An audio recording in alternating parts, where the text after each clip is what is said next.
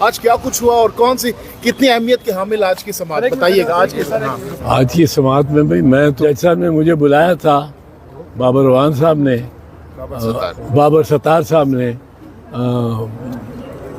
As an mics کیورے، تو میں نے اپنی اوپینین دی ہے، اس کے بارے میں زیادہ بات کر سکتا ہوں۔ باقی مختلف محکمہ کے لوگوں نے اور محکموں نے، جس میں F I a, I be اور پیمرا،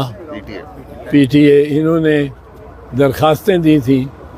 کہ جج صاحب یہ کیس نہ سنیں، بابر ستار صاحب یہ کیس نہ سنیں، اور بڑی ہی مطلب اس کے لیے کیا اسٹرانگ الفاظ استعمال کیا جا سکتا ہے، پر بہت ہی غلط گراؤنڈز اور اپلیکیشن تھی۔ اس طرح تو کسی جج کو کوئی بیٹھ ہی نہیں سکتا۔ ان کو کہا گیا کہ آپ کے کلائنٹس جو تھے وہ ٹیلی کام انڈسٹری میں ہوتے تھے،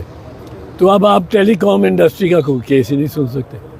یعنی اگر فوجداری کا وکیل ہو وہ جج بن جائے تو وہ کہیں گے جی فوجداری مقدمہ تو آپ کے آگے لگ ہی نہیں سکتا، پر چونکہ آپ 6 مہینے لاہور ہائی کورٹ میں کمپنی جج بھی رہے ہیں، اس لیے کمپنی کسی کا بھی کیس نہیں لگ سکتا، اور آپ نے یہ 10 دیوانی کیس بھی سنے تھے تو دیوانی کیس بھی نہیں لگ سکتا۔ یہ بڑی عجیب ان کی منطق تھی، اور جج صاحب نے ان کو بڑی ہیئرنگ دی کہ آپ کو مطلب کس طرح یہ محسوس ہوتا ہے، یا تو کوئی ان کی ذات پہ کوئی پرسنل ان کے پاس کوئی ایویڈنس ہو کہ انہوں نے کوئی ان کا کوئی انٹرسٹ ہے، ان کی کوئی اس میں اپنا مفاد ہے، مفاد عامہ کا کیس ہے، اور اس میں وہ لے آنا جج صاحب کو کہ آپ اٹھ جائے۔ ہمارے ہاں جج صاحبان اس معاملے میں اکثر اوور سینسٹیو ہوتے ہیں، ان کو ذرا کہہ دیں کہ جی آپ نہ سنیں تو وہ کہہ دیتے ہیں کہ اکثر کہ میں نہیں سنتا، کیوں نہیں سنتے سر، آپ سنیں۔ دوسری پارٹی یا ہم کر رہے ہوتے ہیں ان کی منت، وہ کہتے ہیں جب انہوں نے کہہ دیا ہمیں آپ کو میں اعتماد نہیں ہے تو میں نہیں سنوں گا۔ بابر ستار صاحب نے ان سے پوچھا کہ آپ کس بنیاد پہ کہہ رہے ہیں کہ میں چھوڑ دوں اس کیس کو؟ وہ سب نہیں ہے کہ ان کا کہنا یہ تھا کہ جی آپ چونکہ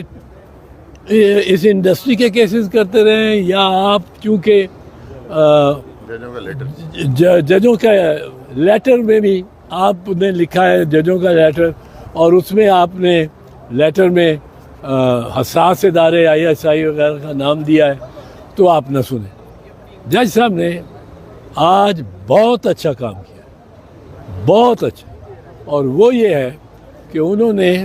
نہ صرف ان درخواستوں کو لائق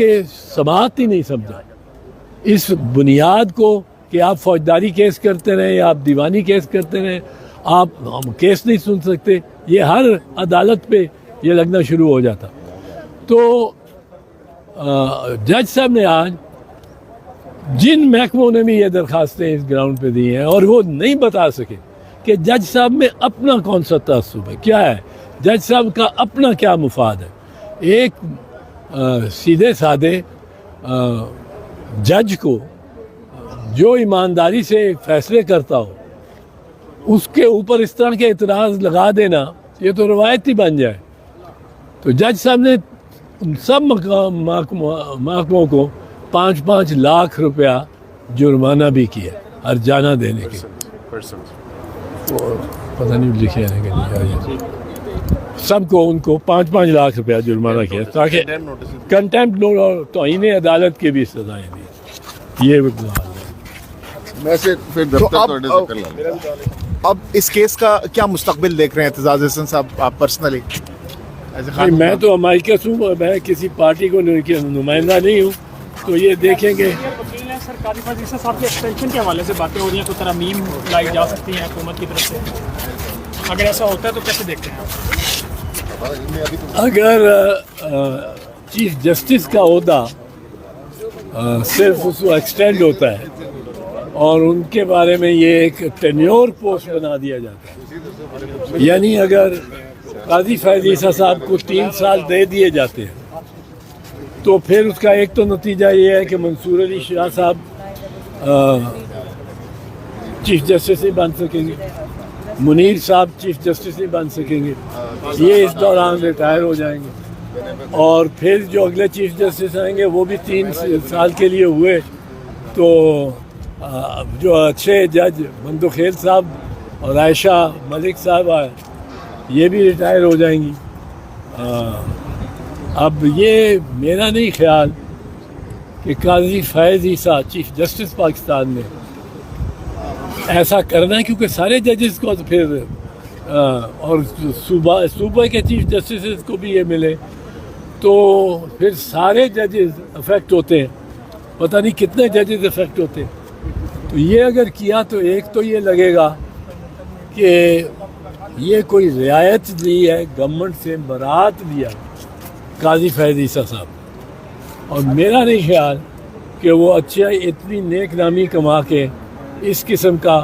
خود کش جیکٹ پہن کے آ جائیں گے. اچھا لاسٹلی بتائیے گا اعتزاز احسن صاحب, کل سپریم کورٹ میں بھی 6 ججز کے حوالے سے کیس کی سماعت ہونے جا رہی ہے, کیا آپ کو لگتا ہے کہ کیس منطقی انجام تک پہنچ سکتا ہے؟ جی پہنچ سکتا ہے. جی سر, آج کی سماعت اینگل چینج سر جی یار وہ سارے لگ گئے.